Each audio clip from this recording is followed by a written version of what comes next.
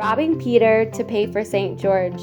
Why St. George doesn't make sense for St. George.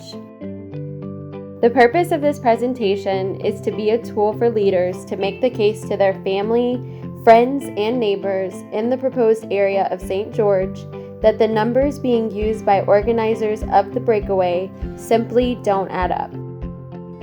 In 2015, an effort to create a new city of St. George carved out the southeast unincorporated portion of East Baton Rouge Parish failed to collect enough signatures to proceed to a vote before the voters. Here's a little background on how that process played out. During the 2015 campaign, grassroots organizations and volunteers helped lead the organizing effort against the St. George petition. As a result, over 1,000 voters withdrew their names from the petition and the St. George effort failed. However, the organizers of that effort are back, and this time the question is being posed to the voters directly on October 12th. Should voters approve or reject the proposed city of St. George? If passed this time, the proposed breakaway city of St. George would still be carved out of the southeast portion of East Baton Rouge Parish. However, there are some key differences between this year's effort and the campaign in 2015. First, the new proposed city excludes large portions of Black voters that were in the original St. George proposal back in 2015. The Black population of St. George in the 2015 effort was 20%. Based on their 2019 proposal, the Black population is projected to plummet to only 12%. Since 2015, a crucial business corridor that St. George organizers had been including in their economic projections successfully lobbied to be brought into Baton Rouge city limits. These businesses include Celtic Studios, Costco, LaBerge Casino, Segan Lane Marketplace, and the Mall of Louisiana. But that's not the worst part.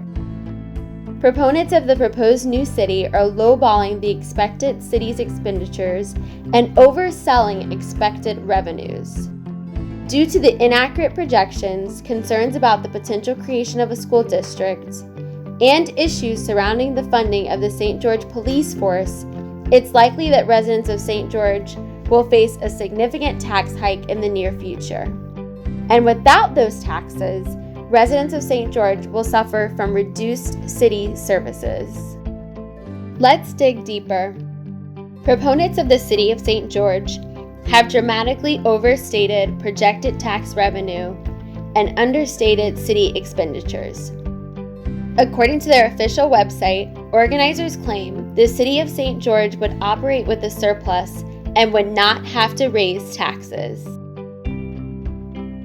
But an independent analysis clearly shows that those projections are misleading. As you can see, St. George organizers are using numbers that simply aren't consistent with any reasonable projections. Proponents of the proposed new city are projecting a surplus, but independent analysis clearly shows the potential for a deficit.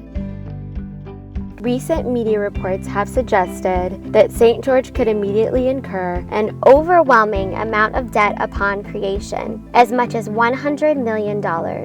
And if we look at the numbers St. George organizers are using compared to other cities of comparable size, it's even clearer that the St. George numbers simply don't add up. For cities with a similar size population, the average expenditures are over $52 million.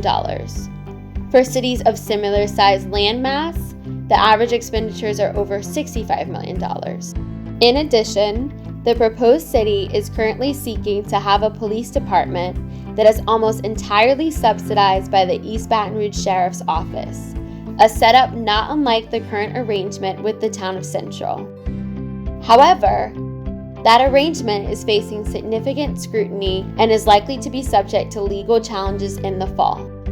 This means that if, as expected, the arrangement is ruled unlawful, St. George residents will pay higher taxes and would need to spend more in police spending than it currently projects. In other words, even more new taxes.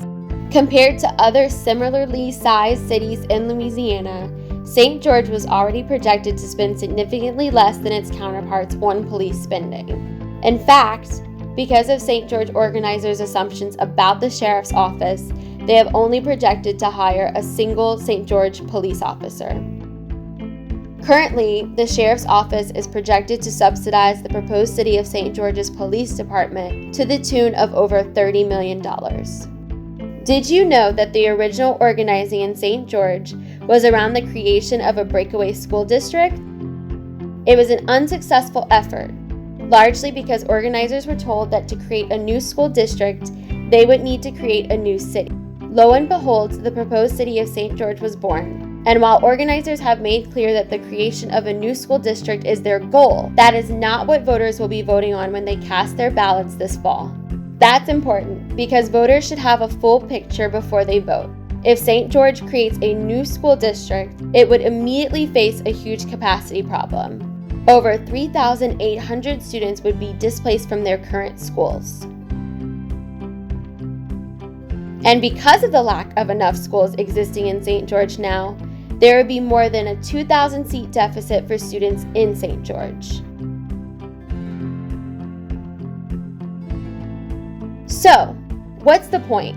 The numbers behind the push for St. George simply don't add up. As a result, there are likely significant tax increases on the horizon for the residents of St. George, and the potential creation of a school district will create displacement and chaos. But the good news is that this doesn't have to happen. And you can do your part to make sure to get the word out about the facts behind St. George.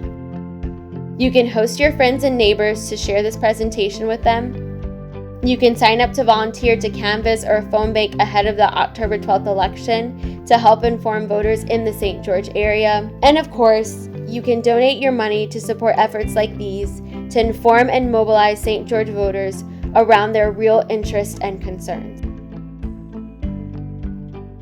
But most importantly, voters in St. George should know that the effort to create the breakaway city will result in diminished city services, higher taxes, and create disruption in the school system. St. George simply doesn't make sense for St. George.